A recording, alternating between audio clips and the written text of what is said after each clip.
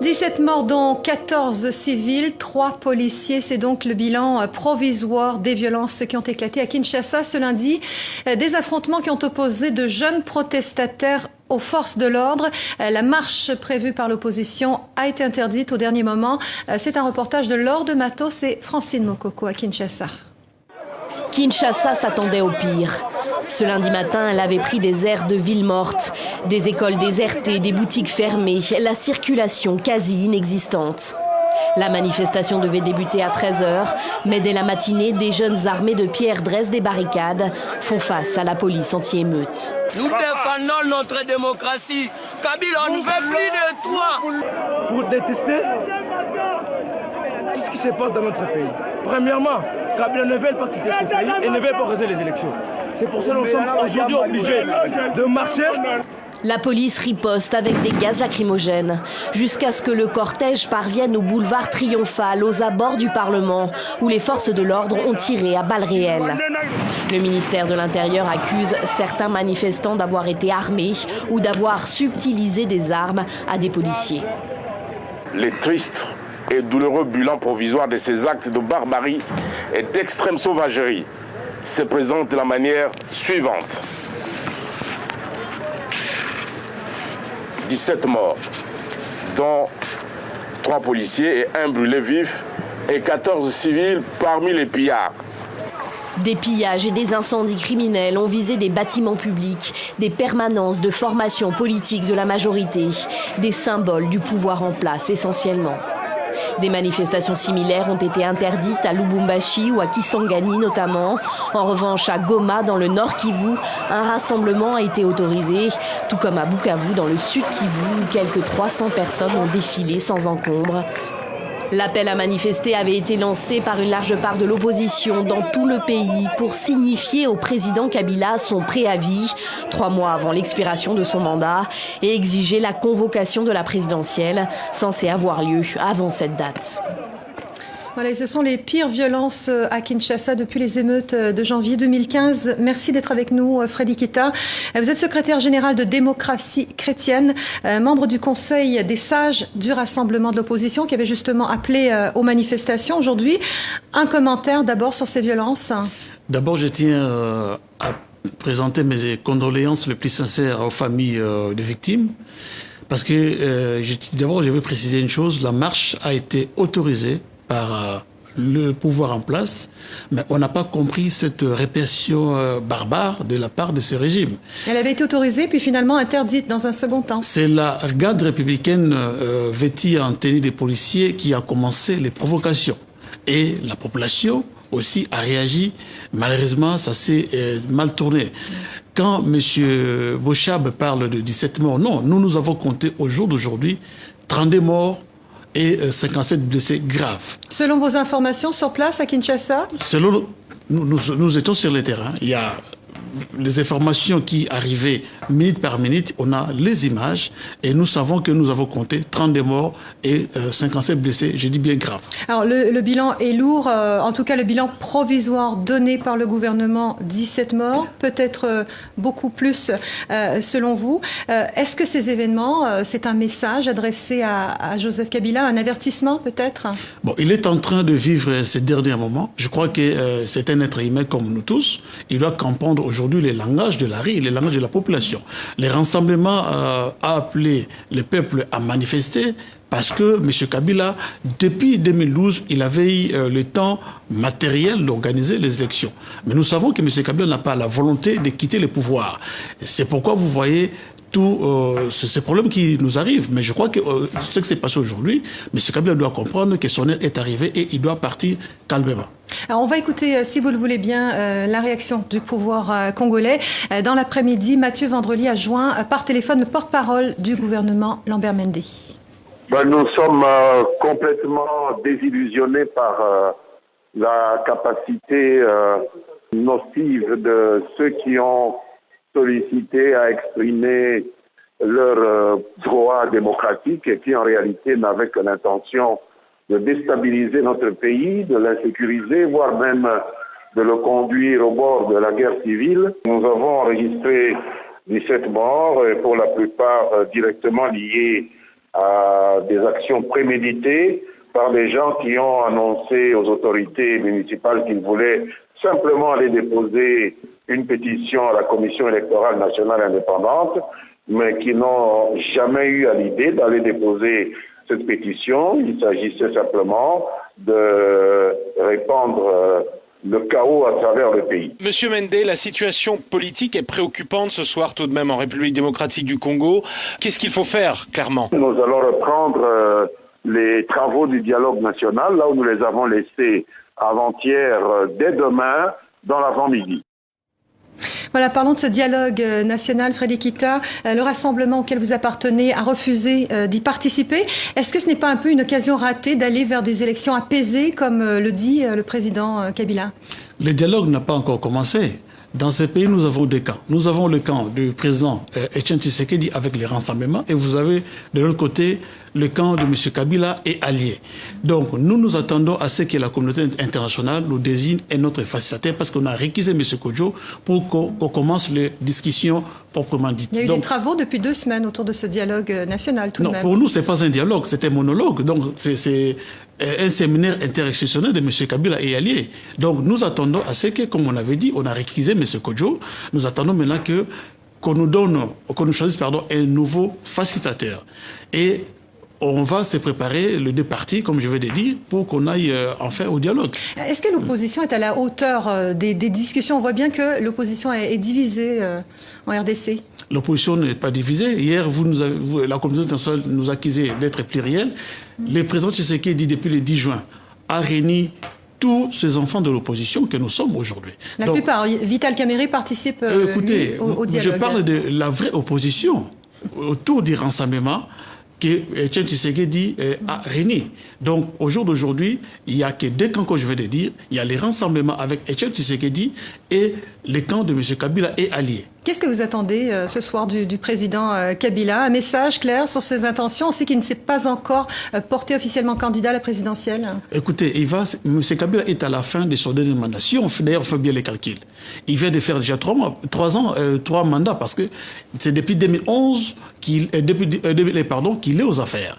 Donc, nous avons demandé depuis longtemps, M. Kabila, de respecter la Constitution qui est notre livre. Mais qu'est-ce qu'il faut qu'il fasse? Il faut qu'il le dise, il faut qu'il s'adresse aux Congolais. Qu'il le dise ou pas, mais la Constitution est là et claire. Il n'a qu'à respecter son dernier mandat. Et vous, demain, qu'est-ce que vous allez faire? Est-ce que vous allez appeler les Congolais à poursuivre les manifestations? Nous continuons les actions jusqu'au 19 décembre, le jour de son départ effectif. C'est ça. Donc, en dehors de ça, il n'y a rien. Nous avons demandé depuis longtemps à M. Kabila de respecter la Constitution. D'abord, en 2011, il avait usurpé le pouvoir. Nous avons accepté parce que nous sommes des gens pacifiques, mais trop c'est trop, on ne peut pas se laisser faire. M. Kabila n'a qu'à plier ses bagages le 19 décembre et il n'a qu'à partir. Il y a la CENI qui nous parle que techniquement parlant, il ne peut pas organiser l'élection. Nous avons dit clairement, même s'il faut qu'il y ait transition, ça sera sans M. Kabila. Là, nous sommes clairs. Frédéric Kita, secrétaire général de Démocratie Chrétienne, merci d'être venu jusqu'à nous. D'abord, je vais préciser une chose, la marche a été autorisée par le pouvoir en place, mais on n'a pas compris cette répression barbare de la part de ce régime. Elle avait été autorisée, puis finalement interdite dans un second temps. C'est la garde républicaine vêtue en tenue des policiers qui a commencé les provocations. Et la population aussi a réagi. Malheureusement, ça s'est mal tourné. Quand M. Bochab parle de 17 morts, non, nous avons compté au jour d'aujourd'hui 32 morts et 57 blessés graves. Selon vos informations sur place à Kinshasa? Selon nous étions sur le terrain. Il y a les informations qui arrivaient minute par minute, on a les images et nous savons que nous avons compté 32 morts et 57 blessés, je dis bien grave. Alors le bilan est lourd, en tout cas le bilan provisoire donné par le gouvernement, 17 morts, peut-être beaucoup plus selon vous. Est-ce que ces événements, c'est un message adressé à Joseph Kabila, un avertissement peut-être? Bon, il est en train de vivre ces derniers moments. Je crois que c'est un être humain comme nous tous. Il doit comprendre aujourd'hui les langages de la rue, les langages de la population. Les rassemblements a appelé le peuple à manifester parce que M. Kabila, depuis 2012, il avait eu le temps matériel d'organiser les élections. Alors, clairement. Nous allons reprendre les travaux du dialogue national, là où nous les avons laissés avant-hier, dès demain, dans l'avant-midi. Voilà, parlons de ce dialogue national, Frédéric Kita. Le rassemblement auquel vous appartenez a refusé d'y participer. Est-ce que ce n'est pas un peu une occasion ratée d'aller vers des élections apaisées, comme le dit le président Kabila? Le dialogue n'a pas encore commencé. Dans ces pays, nous avons deux camps. Nous avons le camp du président Etienne Tshisekedi avec les rassemblements et vous avez de l'autre côté le camp de M. Kabila et alliés. Donc, nous attendons à ce que la communauté internationale nous désigne un autre facilitateur parce qu'on a réquisé M. Kodjo pour qu'on commence les discussions proprement dites. Il y a eu des travaux depuis 2 semaines autour de ce dialogue national tout de même. Non, pour nous, ce n'est pas un dialogue, c'est un monologue. Donc, c'est un séminaire interinstitutionnel de M. Kabila et alliés. Donc, nous attendons à ce que, comme on avait dit, on a réquisé M. Kodjo. Nous attendons maintenant qu'on nous choisisse un nouveau facilitateur. Et on va se préparer, les deux parties, comme je viens de dire, pour qu'on aille enfin au dialogue. Est-ce que l'opposition est à la hauteur des discussions? On voit bien que l'opposition est divisée en RDC. L'opposition n'est pas divisée. Hier, la communauté internationale nous accusait d'être plurielle. Le président Tshisekedi, depuis le 10 juin, a réuni tous ses enfants de l'opposition. 17 morts, dont 14 civils, 3 policiers. C'est donc le bilan provisoire des violences qui ont éclaté à Kinshasa ce lundi. Des affrontements qui ont opposé de jeunes protestataires aux forces de l'ordre. La marche prévue par l'opposition a été interdite au dernier moment. C'est un reportage de Laure de Matos et Francine Mokoko à Kinshasa. Kinshasa s'attendait au pire. Ce lundi matin, elle avait pris des airs de ville morte, des écoles désertées, des boutiques fermées, la circulation quasi inexistante. La manifestation devait débuter à 13h, mais dès la matinée, des jeunes armés de pierres dressent des barricades, font face à la police anti-émeute. Nous défendons notre démocratie. Kabila, on ne veut plus de toi. Pour détester tout ce qui se passe dans notre pays. Premièrement, Kabila ne veut pas quitter ce pays et ne veut pas organiser les élections. C'est pour ça que nous sommes aujourd'hui obligés de marcher. La police riposte avec des gaz lacrymogènes, jusqu'à ce que le cortège parvienne au boulevard Triomphal, aux abords du Parlement, où les forces de l'ordre ont tiré à balles réelles. Le ministère de l'Intérieur accuse certains manifestants d'avoir été armés ou d'avoir subtilisé des armes à des policiers. Les tristes et douloureux bilan provisoire de ces actes de barbarie et d'extrême sauvagerie se présentent de la manière suivante. 17 morts, dont 3 policiers et 1 brûlé vif et 14 civils parmi les pillards. Des pillages et des incendies criminels ont visé des bâtiments publics, des permanences de formation politique de la majorité, des symboles du pouvoir en place essentiellement. Des manifestations similaires ont été interdites à Lubumbashi ou à Kisangani notamment. En revanche, à Goma, dans le nord Kivu, un rassemblement a été autorisé, tout comme à Bukavu, dans le sud Kivu, où quelques 300 personnes ont défilé sans encombre. L'appel à manifester avait été lancé par une large part de l'opposition dans tout le pays pour signifier au président Kabila son préavis, 3 mois avant l'expiration de son mandat, et exiger la convocation de la présidentielle, censée avoir lieu avant cette date. Voilà, et ce sont les pires violences à Kinshasa depuis les émeutes de janvier 2015. Merci d'être avec nous, Frédéric Kita. Vous êtes secrétaire général de Démocratie chrétienne, membre du Conseil des sages du Rassemblement de l'opposition qui avait justement appelé aux manifestations aujourd'hui. Un commentaire d'abord sur ces violences. D'abord, je tiens à présenter mes condoléances les plus sincères aux familles des victimes. Parce que, mais nous savons que M. Kabila n'a pas la volonté de quitter le pouvoir. C'est pourquoi vous voyez tous ces problèmes qui nous arrivent. Mais je crois que ce qui s'est passé aujourd'hui, M. Kabila doit comprendre que son heure est arrivée et il doit partir calmement.